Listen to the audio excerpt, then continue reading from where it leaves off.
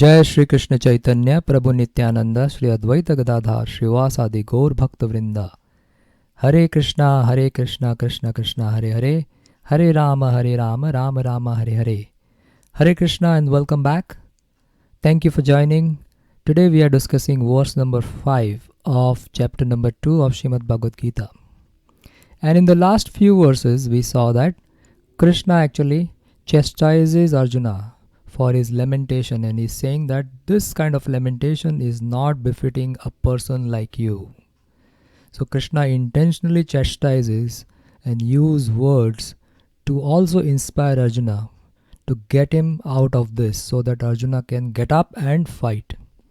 To that, Arjuna replies in verse number 4 that how can I counteract Bhishma and Drona? And these personalities, they are actually worthy of my worship, so I cannot counteract them. So these are the points that were discussed in the purport of verse number 4, that the superiors are always respectable and should never be fought back even if they attack. So the respectable superiors should never be fought back.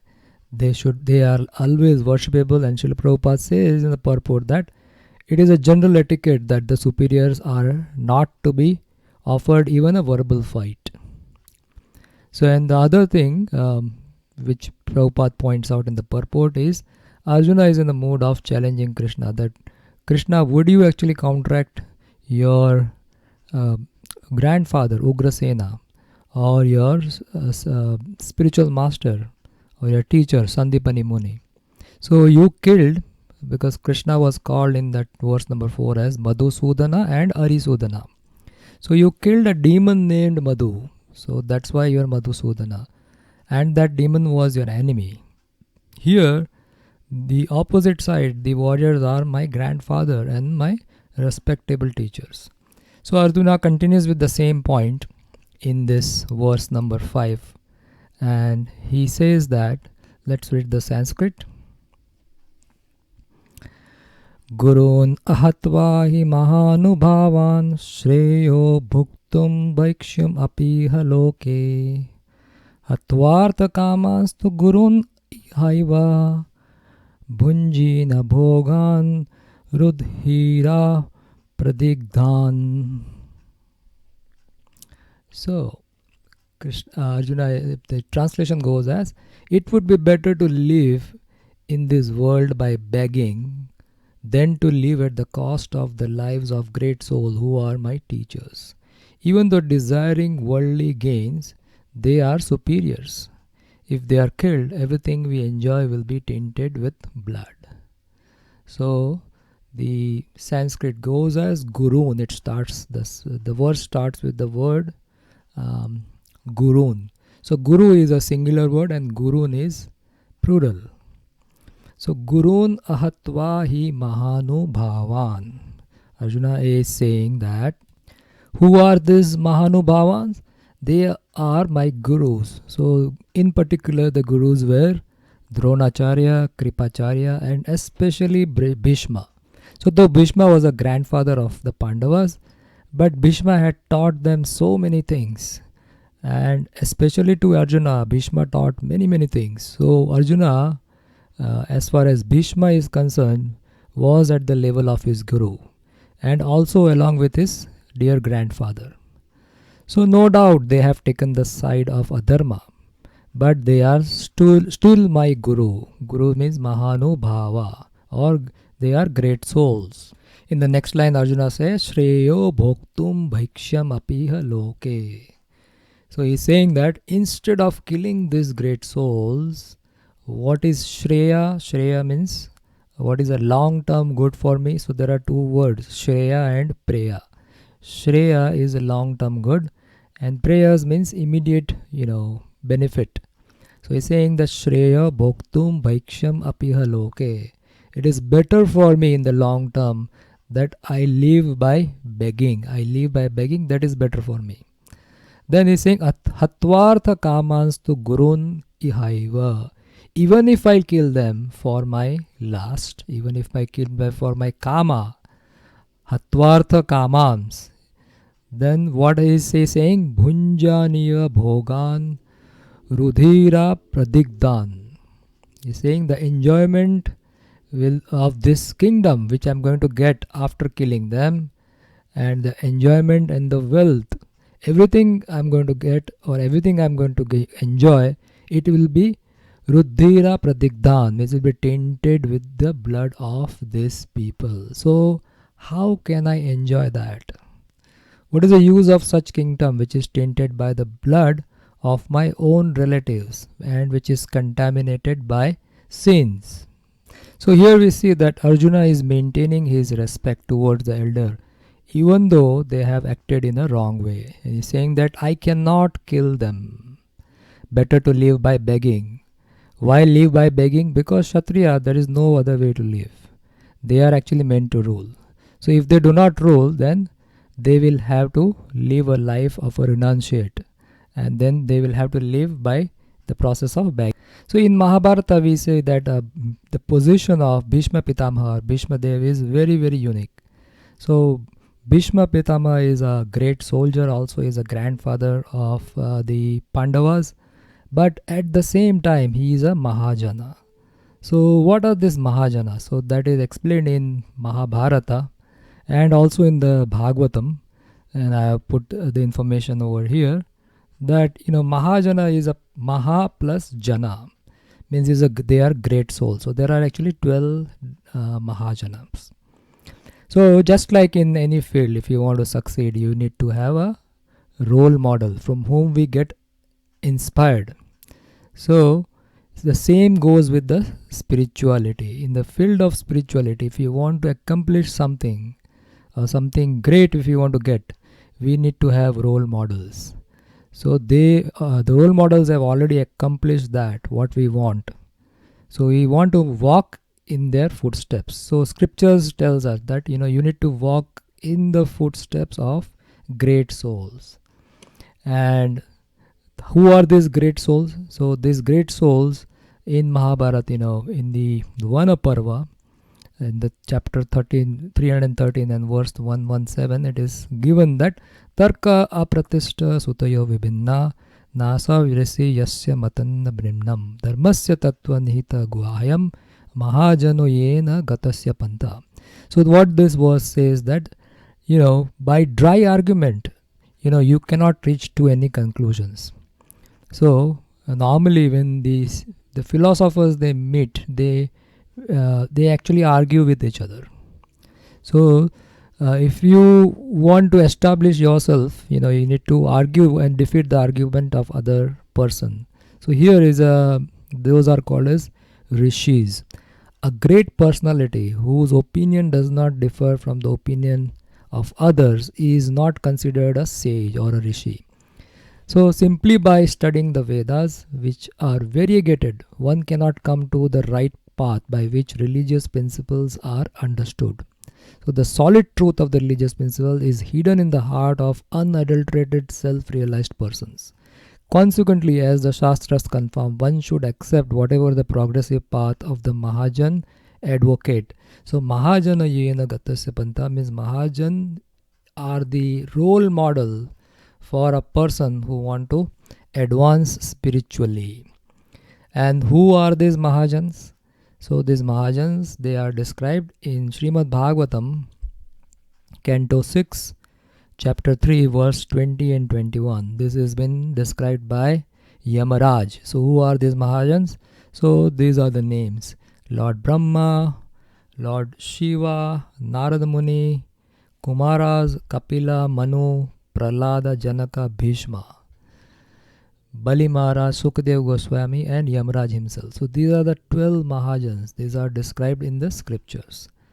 So Bhishma Pitamaha was one of the Mahajan. He was a great soul. So let's see that, though he is a Mahajan, then a question may be arise that how come Bhishma Pitamaha, who is a Mahajan, but he fought from the side of Duryodhana? So we need to know that actually Bhishma Dev was a great devotee of the Lord. But in order to teach lessons to other, they play different role. Like for example, Arjuna is actually a great devotee of a Lord, and he is always with the Lord. He is Nara Narayan. Well, he is a Nara of the Nara Narayan Rishi. So he is always accompanying Lord Sri Krishna. But here, he is playing a role of a normal materialist, and he forgot about all his spiritual duties, his dharma. So when he forgets, then Krishna gets an opportunity to speak Bhagavad Gita. So that way, the Lord chooses his devotee to play such kind of roles. So Bhishma Pitama is playing this kind of role in Mahabharata. So Mahabharata can be also looked into two different ways. One is at the Karma Kanda level. So Karma Kanda level is a lower level. So according to the Karma Kanda level, then if we understand that why did Bhishma fought from the side of Kauravas. So the reasons can be given as that because he was duty bound, he has taken a vow to protect the ruler or the king who is sitting on the throne of Hastinapur.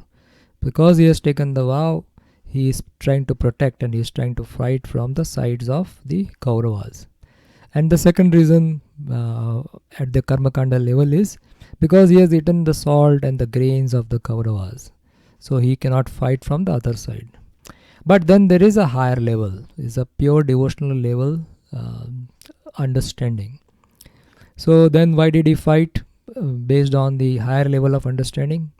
So if we want to understand that level, then we need to know that he is a devotee, but he wanted to establish or demonstrate a principle that, and actually Krishna wanted to demonstrate a principle that anybody who goes against the will of the Lord, even if they are at the level of Bhishma Dev, and anybody who is at the level of Bhishma Dev but they are not protecting dharma, like when the Draupadi Vastraharan happened and she was disrobed. So at that time, Bhishma and Drona, they didn't speak. So Lord Krishna wanted to show through an example that even if you are at the level of Bhishma or Drona, but if you are not protecting the dharma, if you are not protecting women, then you will be perished. So this is what Krishna wanted to teach. So this is one of the lesson that this is one of the reason why Bhishma at the higher level of understanding why he actually fought from the other side. And then there is another reason that Krishna wanted to annihilate all the miscreants, right? So for that reason, all the miscreant has to be gathered at one place. To make Krishna's task easy, what Bhishma did was, because of the confidence of in Bhishma, Duryodhana was ready to fight against the Pandavas. In this way, Bhishma helped Krishna by bringing all the adharmic kings in the battlefield of Kurukshetra. And then in 18 days, all of them were annihilated in one war. So this is how Bhishma actually helped Krishna. And the third reason can be said as that Bhishma was in a Virya Ras. So Virya Ras means chivalrous. So Bhishma wanted to serve Krishna in the Virya Ras. So in the battlefield when Bhishma was shooting arrows to Arjuna, some of the arrows got hit to Lord Krishna. And then blood was oozing out from the body of Lord Krishna. Actually Lord Krishna's body is Satchidananda. So there cannot be any blood. But just to relish that pastime, Krishna showed that form to which Bhishma had lot of attraction. So these are some of the reasons. These are the reciprocations of rasas between Lord and his devotees. So though Bhishma was a pure devotee, which is explained in details in Srimad Bhagavatam by Sukadeva Goswami to Maharaj Parikshit, but he fought from the opposite side. And let's see what Srila Prabhupada has to say in the purport of this particular verse. So in the purport, Srila Prabhupada begins with, when a guru can be rejected. So here Arjuna is not rejecting his guru. What is he doing? He is saying that I prefer to beg rather than to live at the cost of the life of these great souls. I cannot kill them. So they are their gurus. So Prabhupada is bringing the point that a guru can be rejected. So under what circumstances a guru can be rejected? This is what is discussed here. So Prabhupada writes that according to scriptural code, a teacher who engages in abominable action and has lost his sense of discrimination is fit to be abandoned. So when a guru acts in such unworthy way, then the guru can be rejected in under that circumstances. And in history we have seen the example of Bali Maharaj and Shukracharya. So Bali Maharaj rejected his guru Shukracharya. And over here we see that Drona and Bhishma, they remained silent when Draupadi was disrobed. So by allowing the adharma to happen, that is disrobing a lady, virtuous lady in front of the entire, said entire king, who were there sitting in the assembly. So when Draupadi was disrobed, they should have spoken, but they didn't speak anything. They remained silent, Drona and Bhishma, both of them. So they allowed the adharma to happen in front of them. So when the adharma they practiced, so this is called as practicing of adharma, because if remaining silent is also practicing adharma. So they became contaminated. And when they became contaminated, they are not worthy of being guru. But Arjuna still says that they are Mahanubhava. So according to Arjuna, though they remained silent, he considers them as Mahanubhava. So this is a verse in Mahabharata, Uddogya Parva. It is 179 chapter and 25th verse is saying, Guru Rapi Avaliptasya. So this verse is saying that a guru addicted to sensual pleasure and polluted by vice, who is ignorant and has no power to discriminate between right and wrong, or who is not on the path of Suddha Bhakti, must be abandoned. So this verse is a reference saying that you can actually condemn, as well as you can condemn the actions, as well as you can abandon the guru. Both is can be done if a guru is addicted to sensual pleasure and is polluted, So, and who has lost his power of discrimination and who is acting as an ignorant person. So that time the guru can be rejected. Why did Bhishma and Drona fought from Kaurava's side? So this point we already discussed. Can be seen in two levels, at the Karmakanda level or at a higher level, at the spiritual level. So Bhishma and Drona were obliged to take the side of Duryodhana because of his financial assistance. So this is at the Karmakanda level. Although they should not have accepted such a position simply on financial consideration. Because they are Mahanubhava, they must have acted, or they should have acted according to the spiritual values. But they didn't. So that's why Krishna wanted to teach that even if you are at the level of Bhishma or Drona, if you follow adharma and you become contaminated, then you can be rejected, or you have to suffer the consequences of that. Arjuna prefers to forgive rather than to kill them. So here Arjuna is preferring to forgive. Under the circumstances, they have lost the respectability of a teacher, but Arjuna thinks that nevertheless they remain his superior, and therefore to enjoy material profit after killing them would mean to enjoy spoils tainted with blood. So this is what is Arjuna thinking. So we can also see in the terms of Dharma Shastra and Artha Shastra. So although Artha Shastra, rules of politics and psychology, sociology, not psychology, sociology, recommends killing of such aggressors. So there are 6 kind of aggressors we discussed in verse number 36 of chapter number 1. So Arjuna gives more weight to Dharma Shastra. So according to Artha Shastra, even if you kill the aggressors, then if you because they have done aggression, then you don't get reactions to that. But according to the Dharma Shastra, this is the religious principle. It promotes forgiveness. It's a higher level. So in the higher level of scriptures, forgiveness is a better principle than taking any revenge. And the second point is, scriptural codes recommend a killing of such teachers and relatives as given in the purport. So a teacher is fit to be abandoned if he engages in abominable action or he has lost his sense of discrimination, right? As we have pointed that verse from Mahabharata. But Arjuna still prefers to forgive, and that was the last paragraph which we discussed.